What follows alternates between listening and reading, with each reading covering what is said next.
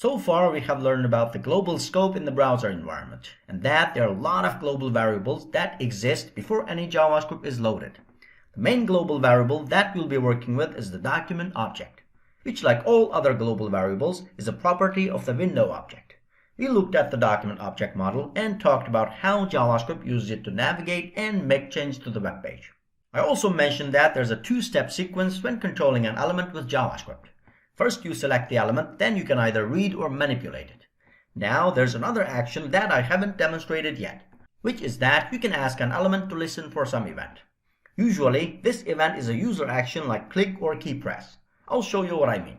Let's take a look at an example. When the browser loads this page,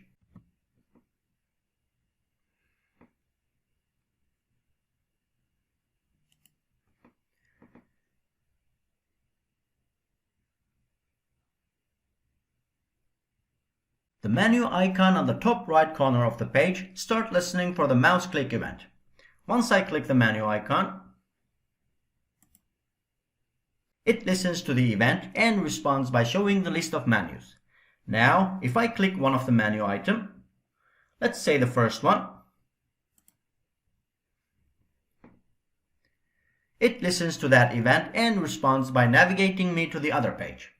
This ability to listen and respond to events allows users to interact with the web page.